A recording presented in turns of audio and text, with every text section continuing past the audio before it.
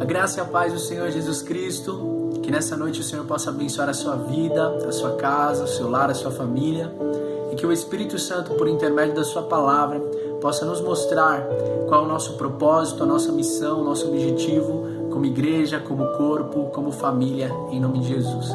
Que durante esse devocional você possa abrir o seu coração, para que a sua palavra possa nos moldar segundo a sua vontade e o seu querer, em nome de Jesus.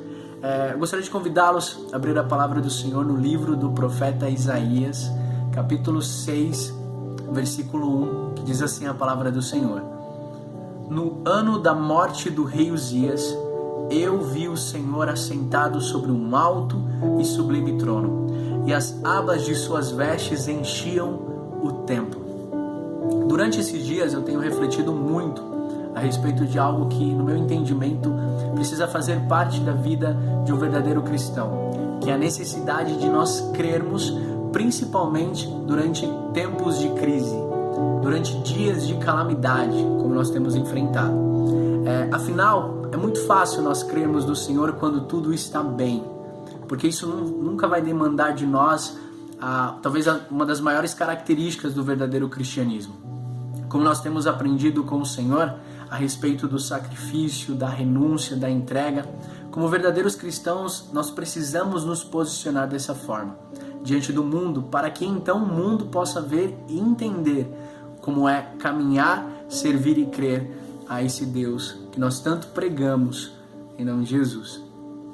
E eu gostaria de conversar um pouco com vocês durante esses minutos que eu tenho, a respeito de algo que eu tenho percebido muito, que tem se tornado cada vez mais evidente durante esses dias, que na verdade são duas questões muito importantes. A primeira delas é que Deus é soberano.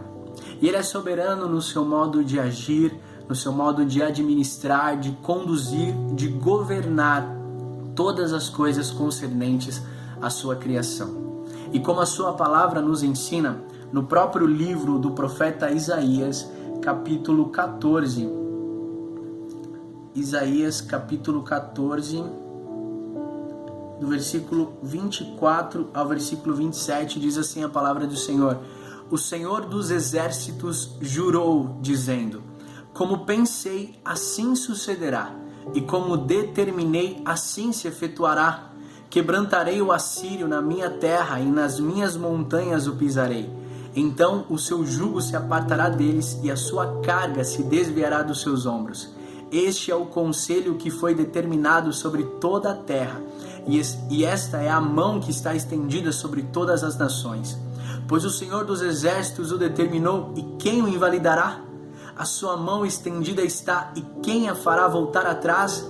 Porque Deus é soberano no seu modo de administrar e de governar. No mesmo livro do profeta Isaías, capítulo 45, do versículo 6 e 7, diz assim a palavra do Senhor: Para que se saiba desde o nascente do sol e desde o poente, que fora de mim não há outro. Eu sou o Senhor e não há outro. Eu formo a luz e crio as trevas. Eu faço a paz e crio o mal. Eu sou o Senhor que faço todas estas coisas. No mesmo livro do profeta Isaías, capítulo 46, agora nos versículos 9 e 10, a palavra do Senhor mais uma vez vai afirmar a respeito da soberania de Deus. Lembrai-vos das coisas passadas desde a antiguidade, que eu sou Deus e não há outro. Eu sou Deus e não há outro semelhante a mim, que anuncio o fim desde o princípio e desde a antiguidade as coisas que ainda não sucederam, que digo, o meu conselho subsistirá e farei toda a minha vontade. O salmista também vai afirmar a respeito da sua soberania no Salmo 115, versículo 3, que diz assim: Mas o nosso Deus está nos céus, Ele faz tudo o que lhe apraz. E para encerrar essa questão da soberania de Deus, o profeta Daniel, ele vai fazer uma menção também a essa questão muito interessante. No capítulo 4 de Daniel, nos versículos 34 e 35, ele vai dizer a respeito do rei Nabucodonosor. Ele diz: Mas ao fim daqueles dias eu, Nabucodonosor, Levantei ao céu os meus olhos e voltou a mim o meu entendimento. E eu bendisse o Altíssimo e louvei, e glorifiquei ao que vive para sempre. Porque o seu domínio é um domínio sempiterno, e o seu reino é de geração em geração. E todos os moradores da terra são reputados em nada. E segundo a sua vontade, ele opera no exército do céu e entre os moradores da terra. Não há quem lhe possa deter a mão, nem lhe dizer: que fazes? E olha que interessante, a fala do profeta Daniel me faz entender ou compreender exatamente a segunda questão que tem se tornado cada vez mais evidente durante esses dias. Que Deus é soberano e que nós não somos nada. Nós somos o pó da terra. Ou como a palavra do Senhor vai afirmar, nós somos um vapor passageiro, como Tiago escreve em sua carta no capítulo 4, versículos 13 ao 15, que diz assim a palavra do Senhor: E agora, vós que dizeis: hoje ou amanhã iremos a tal cidade, lá passaremos um ano, negociaremos e ganharemos. No entanto, não sabeis o que sucederá amanhã. O que é a vossa vida? Sois um vapor que aparece por um pouco e logo se desvanece. Em lugar disso, deveis dizer: se o Senhor quiser, viveremos e faremos isto ou aquilo. Em outras palavras, o que tem mais se tornado evidente durante esses dias é que Deus é soberano, que Ele detém o controle absoluto sobre todas as coisas e que nós somos nada. Em outras palavras, nós somos totalmente dependentes desse Deus que detém o controle absoluto sobre tudo. E quando nós temos esse entendimento, o nosso posicionamento precisa ser diferente. Quando nós temos esse entendimento e nós enxergamos Deus exatamente da forma como Ele é, como Ele se apresentou a Moisés dizendo: eu sou o que sou, Ele é. Então, quando nós o enxergamos dessa forma, o nosso coração, mesmo diante de todas essas crises, adversidades e tempestades, se acalma. Porque nós entendemos que nós não servimos um Deus qualquer.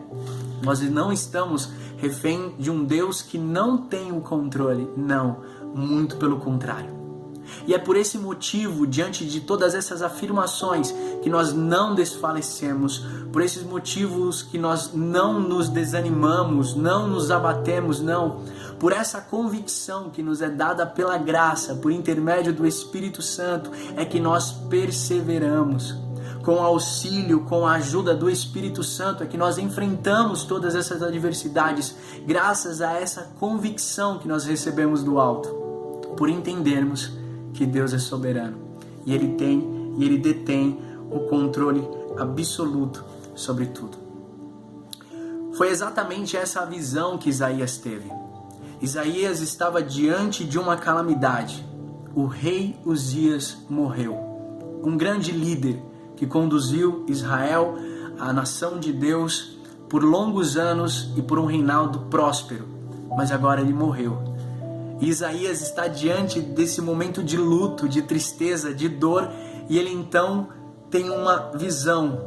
O Senhor se revela a Isaías e ele mostra a nós, diante desse versículo, que ele está exatamente no mesmo lugar onde ele sempre esteve, assentado no seu alto e sublime trono. Ele está lá, sentado, conduzindo, governando toda a sua criação. É dessa forma que ele se revela a Isaías, mostrando toda a sua autoridade, o seu poder, o seu governo, e que tudo está em suas mãos. É dessa forma que ele se revela a Isaías, é exatamente dessa forma que ele se revela a cada um de nós diante de tudo isso. Se existe um propósito diante de todas essas lutas que nós temos enfrentado, é qual? Que Deus está no controle e que nós precisamos confiar nele. Precisamos entender que ele está exatamente no mesmo lugar que ele sempre esteve, assentado no seu trono. E sabe qual foi a primeira reação de Isaías quando ele contemplou o Senhor assentado sobre esse alto e sublime trono? Ele se considerou um ser indigno, um ser impuro, um ser pecador que não poderia estar diante daquela visão, ele não poderia. Foi exatamente essa sensação, o sentimento que ele teve naquele momento. E aí que surge talvez um dos questionamentos mais interessantes a ser feito ao nosso coração, à nossa vida. E quanto a nós? E quanto a você e eu? Como nós temos lidado com a soberania de Deus? Como nós temos lidado com o governo do Senhor, com o controle absoluto de Deus sobre todas as coisas? Se tem algo que o ser humano é muito interessante, talvez a minha esposa ela vai poder falar muito melhor do que eu quanto a isso, em relação à psicologia. Mas tem algo muito interessante no ser humano, é que ele ama a ideia ou a possibilidade da ideia de ter o controle sobre todas as coisas. E para nós cristãos, isso não deveria ser assim. Nós deveríamos ter essa consciência de que a nossa vida não pertence a nós. Que a nossa vida, que nós não somos o dono da nossa vida, mas que Cristo pagou um alto preço por nós. Portanto, Ele é o nosso Senhor. E assim como Paulo e diversos apóstolos, diversos discípulos sempre faziam questão de enfatizar, sendo eles escravos de Cristo. E escravo é a ideia de que eu sou refém à sua vontade, meu Senhor. Faça conforme o Senhor quiser. Afinal, se nós trazermos para essa ideia de que nós somos criaturas e Deus é o Criador, em hipótese alguma, nós, criaturas, poderíamos dizer a Deus, Criador, o que Ele deve fazer ou deixar de fazer. Porque Ele é Deus. E sendo Ele Deus, Ele é soberano. Tá, Gustavo, e o que nós devemos fazer então diante de todas essas adversidades? Porque às vezes na prática nem sempre é tão fácil. O que nós devemos fazer? Nós precisamos buscar o Senhor. Nós precisamos ir à casa do Senhor, porque foi exatamente essa a primeira atitude de Isaías. Ele foi ao templo. Ele foi ao templo buscar a direção de Deus, buscar refúgio em Deus. Nada trata melhor os dramas da nossa alma do que nós reconhecermos que Deus é soberano, do que nós compreendermos e entendermos quem é Deus, qual o papel de Deus e qual é o lugar de Deus em nossas vidas. Quando nós reconhecemos isso, nós encontramos refúgio em Deus. Nós encontramos descanso em Deus. Nós encontramos o propósito real da nossa existência. Quando nós começamos a enxergar para a história da nossa vida, nós começamos a compreender cada uma dessas etapas e a maneira como Deus conduziu cada um dos nossos passos, para que então nós chegássemos até o dia de hoje e encontrássemos refúgio nele. Porque a sua graça nos alcançou e nos conduziu para desfrutarmos desse amor incondicional. Então, o primeiro passo é busque refúgio no Senhor. Busque refúgio em Deus e você encontrará o descanso para a sua alma. Nós precisamos também entender o quão pecadores nós somos. Foi essa a reação de Isaías diante do Senhor. Ele compreendeu o quão pecador ele é. E para nós entendermos o quão pecador nós somos, nós precisamos entender antes o quão santo Deus é. E a afirmação está no decorrer do texto, em que os serafins afirmam: Santo, Santo, Santo é o Senhor. Quando nós entendemos o quão santo Deus é, nós entendemos então qual a nossa condição diante desse Deus. Busque refúgio no Senhor e entenda o quão dependente desse Deus Santo você é. Porque Deus, como a palavra do Senhor afirma, Ele é luz. E quanto mais próximos dessa luz nós estamos, mais evidentes se tornam as nossas falhas e limitações. O quão mais distante nós estamos dessa luz, mais difícil fica de nós enxergarmos as nossas falhas, os nossos pecados e as trevas que habitam em nós. Mas quanto mais próximo dessa luz, mas mais fácil e prático é para nós reconhecermos e nos rendermos diante do Senhor. Para que então nós possamos compreender a importância e o alcance do sacrifício de Jesus.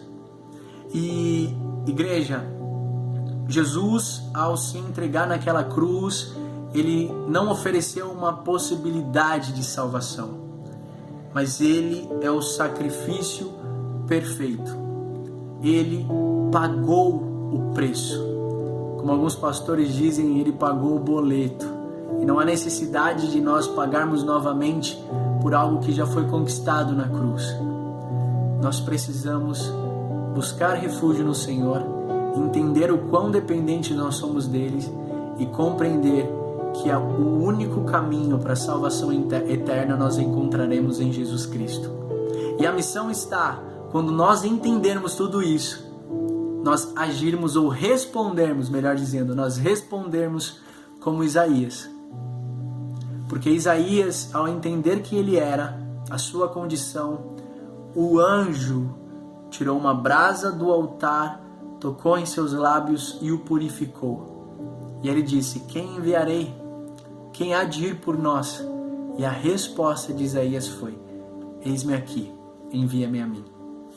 Quando nós entendermos o quão soberano Deus é e quem nós somos diante de Deus, nós vamos entender a nossa condição e responder ao chamado de Deus.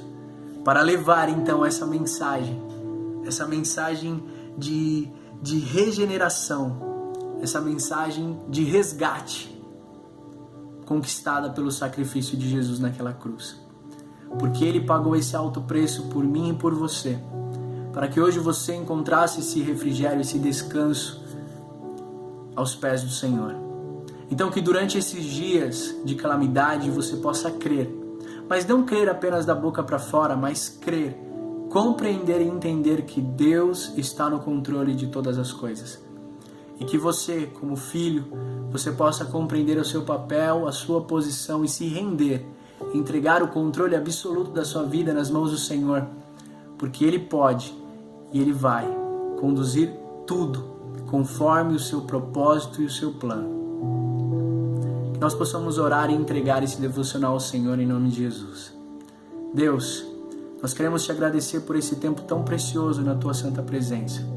E ainda que diante de todas essas adversidades que tem nos cercado e com o nosso entendimento limitado, nós não compreendemos tudo o que tem acontecido, nós possamos descansar diante de ti. Que o nosso coração possa estar diante do Senhor rendido, totalmente entregue, para que a tua vontade se cumpra, Senhor, em nome de Jesus. Porque Deus, nós entendemos, reconhecemos e compreendemos que tu és soberano. E o controle absoluto está em tuas mãos, porque o Senhor está exatamente onde o Senhor sempre esteve, assentado num alto e sublime trono. Que Deus abençoe a sua vida, a sua família, o seu coração e o seu lar em nome de Jesus.